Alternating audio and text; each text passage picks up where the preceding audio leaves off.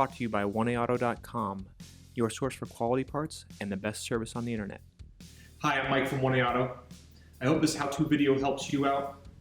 And next time you need parts for your vehicle, think of 1AAuto.com. Thanks. In this video, we're going to show you how to replace the lower ball joints in this Dodge Ram. This one is a 2008, but the procedure is pretty much the same for 2006 to 2008 1500 Dodge Rams. We do this on the passenger side, but the driver's side is the same procedure. You'll need new ball joints from 1AAuto.com, 8 to 35mm sockets with ratchet and extensions, breaker bar, hooked pick, bungee cords or mechanics wire, pry bar, hammer, flat blade screwdriver, needle nose pliers, snap ring pliers, ball joint press, torque wrench, and jack stands. With the vehicle on the ground, using a 22mm socket and a breaker bar, break the lug nuts for your wheel loose. These chrome lug nuts tend to be swollen, so make sure your socket's on there good.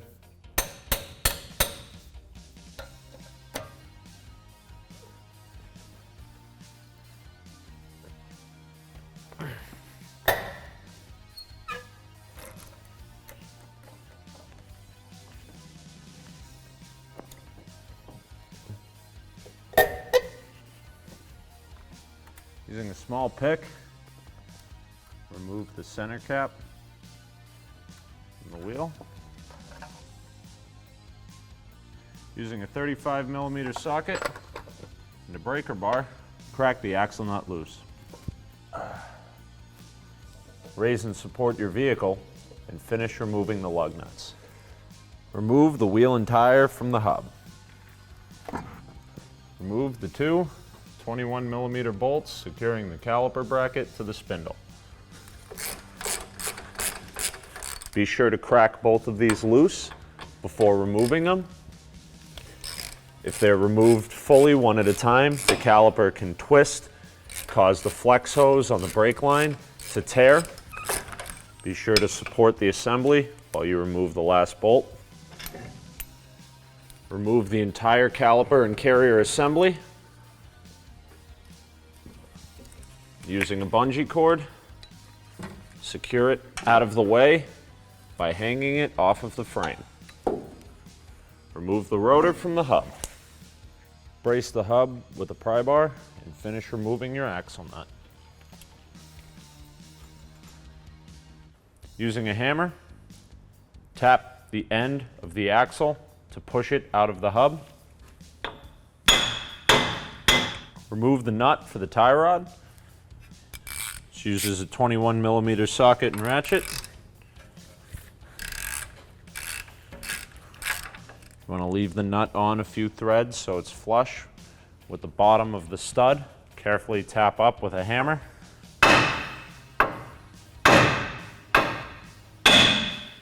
Remove the nut.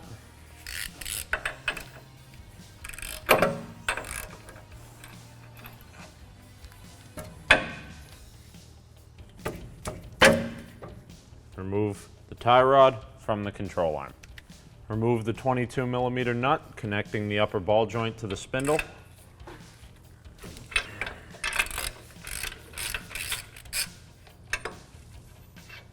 Tap the front of the knuckle right where the ball joint comes through with a hammer to release it.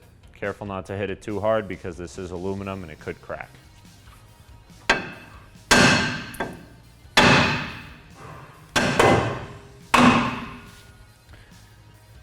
Once it's loosened up, you may have to hit the bottom of the control arm to release the joint from the knuckle.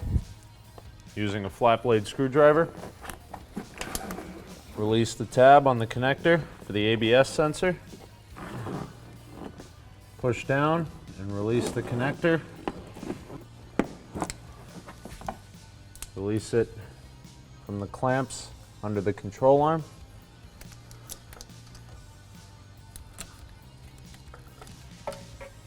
Pull down on the spindle or push up on the upper control arm to separate them and remove the axle shaft from the wheel bearing.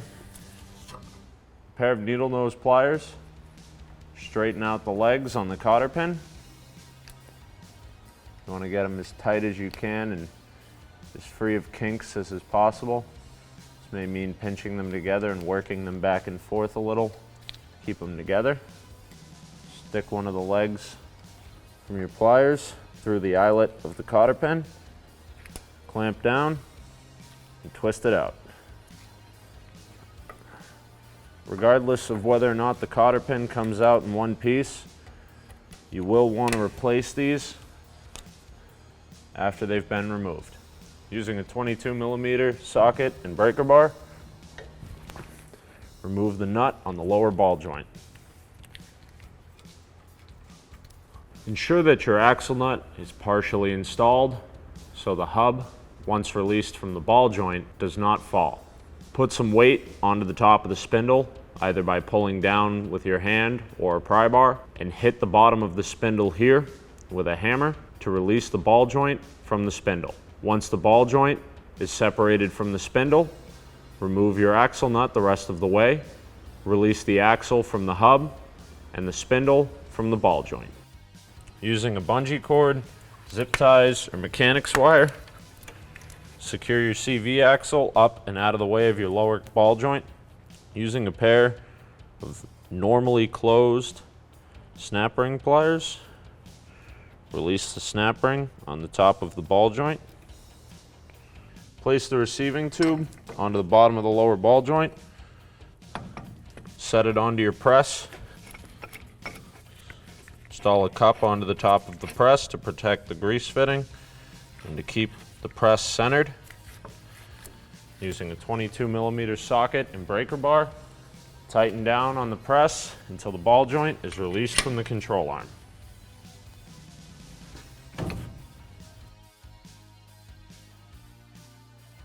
We're going to use an 8mm socket to remove the grease fitting in order to get the added clearance to finish pressing the joint out. So now you'll put your tube back onto the bottom of the ball joint.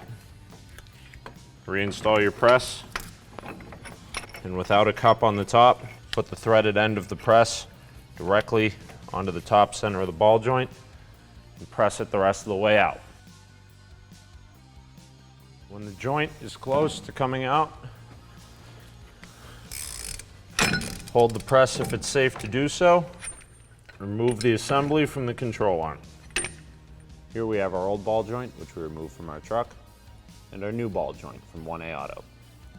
As you can see, there are some minor aesthetic differences, but the taper and the diameter of the joint are exactly the same.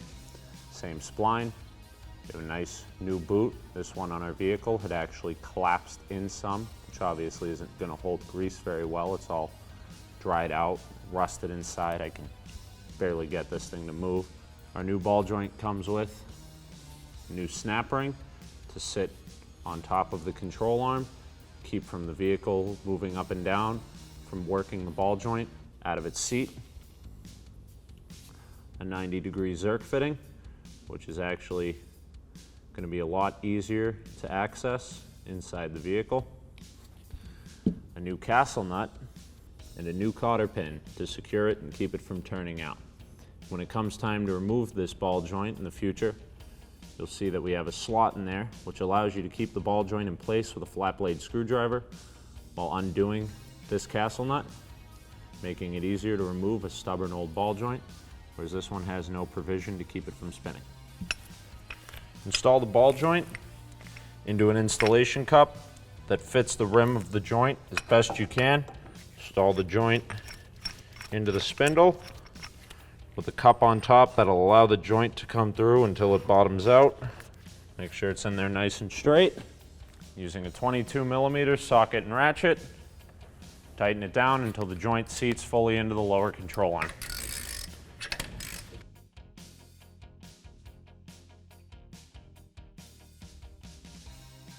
Once you can see that the ball joint is seated fully all the way around the control arm, remove your ball joint press.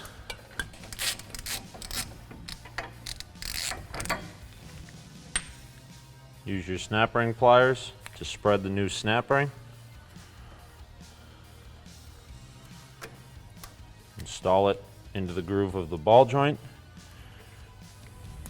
Be sure that it's fully seated in there. Install your zerk or grease fitting. Using a 10mm socket, tighten down your grease or zerk fitting. Be sure to face it in a direction that won't be interfered with by the spindle, such as backwards or forwards, as long as you can do so without stripping it. Remove whatever you use to secure the CV axle. Install the ball joint, as well as the CV axle, into the spindle, making sure that both line up properly. Start the washer and castle nut onto the threads of the ball joint. Line up and install the splines of your axle into the hub. Start your axle nut on as far as it'll go. Lift up on the upper control arm. Slide the upper ball joint into the spindle. Pull down until you're able to get the nut started onto the threads. Tighten it down with a 22mm socket and ratchet.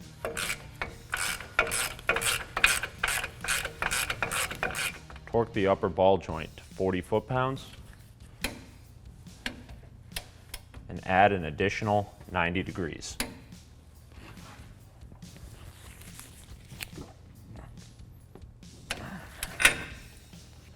Tighten and torque the lower ball joint with a 22mm socket to 38 foot-pounds and add 90 degrees.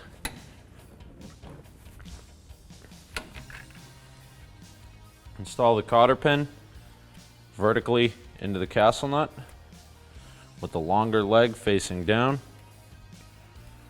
Bend the longer of the two legs over, and you can either leave the shorter leg straight, intact, or you can simply cut it off to make it easier to remove later.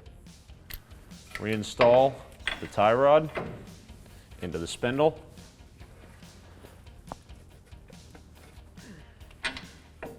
Start the nut.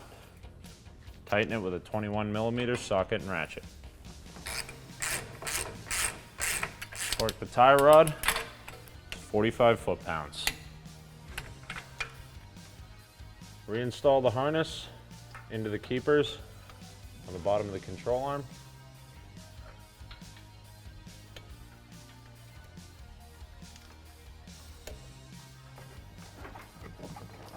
Reinstall the connector. Push down on the safety tab. Reinstall the rotor onto the hub.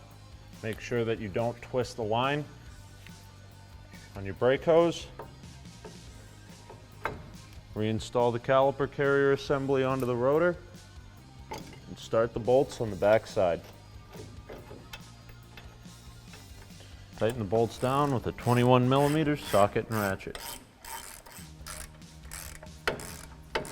Torque the caliper bolts to 130 foot-pounds.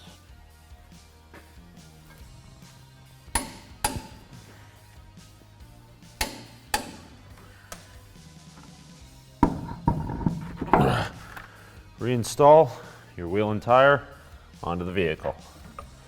Start the lug nuts with the 22mm socket.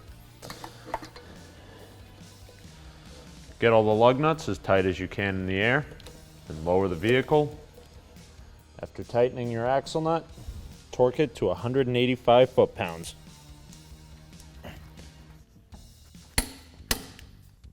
Pop the center cap back into place. Torque your lug nuts to 135 foot-pounds in a cross pattern.